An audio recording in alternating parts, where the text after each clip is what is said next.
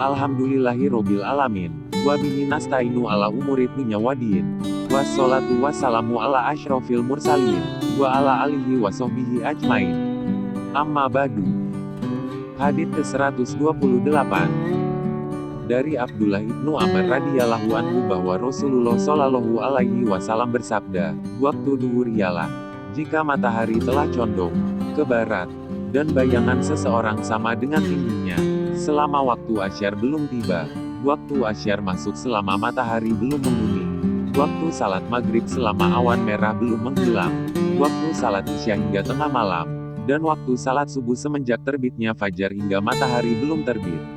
Riwayat Muslim. Menurut riwayat Muslim dari hadits Buraidah, tentang waktu salat asyar, dan matahari masih putih bersih. Dari hadits Abu Musa, dan matahari masih tinggi. Hadits ke-129. Abu Barzah al-Aslami radhiyallahu anhu berkata, Rasulullah shallallahu alaihi wasallam pernah setelah usai salat asyar, kemudian salah seorang di antara kami pulang ke rumahnya di ujung kota Madinah, sedang matahari saat itu masih panas. Beliau biasanya suka mengakhirkan salat isya, tidak suka tidur sebelumnya dan bercakap-cakap setelahnya. Beliau juga suka melakukan salat subuh di saat seseorang masih dapat mengenal orang yang duduk di sampingnya. Beliau biasanya membaca 60 hingga 100 ayat. Muttafaq alaihi. Menurut hadits Bukhari Muslim dari Jabir, ada kalanya beliau melakukan salat isya pada awal waktunya dan ada kalanya beliau melakukannya pada akhir waktunya. Jika melihat mereka telah berkumpul beliau segera melakukannya dan jika melihat mereka terlambat beliau mengakhirkannya. Sedang mengenai salat subuh biasanya Nabi Shallallahu alaihi wasallam menunaikannya pada saat masih gelap. Menurut Muslim dari hadits Abu Musa, beliau menunaikan salat subuh pada waktu fajar terbit di saat orang-orang hampir tidak mengenal satu sama lain. Hadits ke-130. Aisyah radhiyallahu anha berkata, pada suatu malam pernah Nabi Shallallahu alaihi wasallam mengakhirkan salat isya hingga larut malam. Kemudian beliau keluar dan salat dan bersabda, sungguh inilah waktunya, jika tidak memberatkan umatku. Riwayat Muslim. Hadits ke-131. Dari Abu Hurairah radhiyallahu anhu bahwa Rasulullah shallallahu alaihi wasallam bersabda, apabila panas sangat menyengat, maka tunggulah waktu dingin untuk menunaikan salat, karena panas yang menyengat itu sebagian dari hembusan neraka jahanam. Muttafaq alaihi. Hadits ke-132. Dari Rafi Ibnu Hadij radhiyallahu anhu bahwa Rasulullah shallallahu alaihi wasallam bersabda, lakukanlah salat subuh pada waktu masih benar-benar subuh, karena ia lebih besar pahalanya bagimu. Riwayat Imam 5, hadits sahih menurut Tirmidzi dan Ibnu Hibban. Hadits ke-133.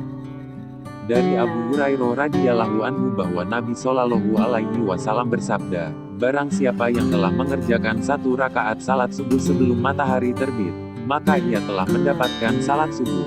Dan barang siapa yang telah mengerjakan satu rakaat salat asyar sebelum matahari terbenam, maka ia telah mendapatkan salat asyar. Muttafaq alaihi. Menurut riwayat Muslim dari Aisyah radhiyallahu anha ada hadits serupa beliau bersabda, sekali sujud sebagai pengganti daripada satu rakaat. Kemudian beliau bersabda, sekali sujud itu adalah satu rakaat. Hadits ke-134.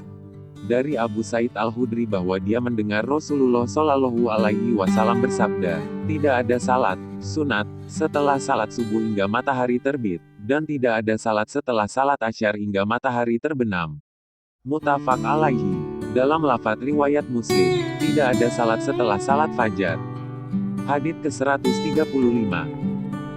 Dalam riwayat Muslim dari Uqbah ibnu Amir, 3 waktu di mana Rasulullah shallallahu alaihi wasallam melarang kami melakukan salat dan menguburkan mayit, yaitu ketika matahari terbit hingga meninggi, ketika tengah hari hingga matahari condong ke barat, dan ketika matahari hampir terbenam.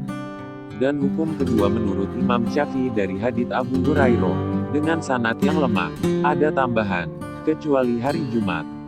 Begitu juga menurut riwayat Abu Dawud dari Abu Qatadah, terdapat hadits yang serupa. Hadits ke-136. Dari Jubair ibnu Mut'im bahwa Rasulullah shallallahu alaihi wasallam bersabda, wahai Bani Abdu Manaf, janganlah engkau melarang seseorang melakukan tawaf di Baitullah ini, dan melakukan salat pada waktu kapan saja, baik malam maupun siang.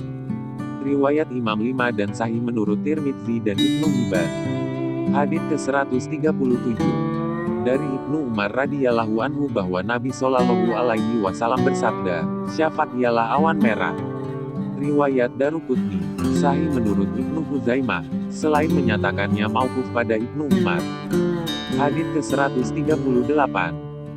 Dari Ibnu Abbas radhiyallahu anhu bahwa Rasulullah Shallallahu alaihi wasallam bersabda, "Fajar itu ada dua macam, yaitu fajar yang diharamkan memakan makanan dan diperbolehkan melakukan salat, dan fajar yang diharamkan melakukan salat, yakni salat subuh dan diperbolehkan makan makanan." Riwayat Ibnu Huzaimah dan Hakim. Hadits sahih menurut keduanya. Menurut riwayat Hakim dari hadits Jabir, ada hadits serupa dengan tambahan tentang fajar yang mengharamkan memakan makanan, fajar yang memanjang di ufuk. Dalam riwayat lain disebutkan, dia seperti ekor serigala. Hadits ke-139. Dari Ibnu Mas'ud radhiyallahu anhu bahwa Rasulullah Shallallahu alaihi wasallam bersabda, "Perbuatan yang paling mulia ialah salat pada awal waktunya." Hadits riwayat dan sahih menurut Tirmidzi dan Hakim. Asalnya Bukhari Muslim. Hadits ke-140. Dari Abu Mahdzurah bahwa Nabi Shallallahu alaihi wasallam bersabda, "Permulaan waktu adalah ridho Allah, pertengahannya adalah rahmat Allah, dan akhir waktunya ampunan Allah." Dikeluarkan oleh Daruqutni dengan sanad yang lemah. Menurut riwayat Tirmidzi dari hadits Ibnu Umar, ada hadits serupa tanpa menyebutkan waktu pertengahan. Ia juga hadits lemah. Hadits ke-141. Dari Ibnu Umar radhiyallahu anhu bahwa Rasulullah Shallallahu alaihi wasallam bersabda, "Tidak ada salat setelah fajar, kecuali 2 rakaat subuh." Dikeluarkan oleh Imam 5 kecuali Nasai. Dalam suatu riwayat Abdur Rozak, tidak ada salat setelah terbitnya fajar, kecuali 2 rakaat fajar. Dan hadits serupa menurut Daruqutni dari Amr ibnul Aish radhiyallahu anhu. Hadits ke-142. Ummu Salamah radhiyallahu anhuma berkata, "Rasulullah Shallallahu alaihi wasallam salat asyar lalu masuk rumahku, kemudian beliau salat 2 rakaat. Maka aku menanyakannya dan beliau menjawab, 'Aku sibuk sehingga tidak sempat melakukan 2 rakaat setelah duhur, maka aku melakukan sekarang.' Aku bertanya, 'Apakah kami harus melakukan qodho jika tidak melakukannya?' Beliau bersabda, 'Tidak.' Dikeluarkan oleh Ahmad. Seperti hadits itu juga terdapat dalam riwayat Abu Dawud dari Aisyah radhiyallahu anhuma.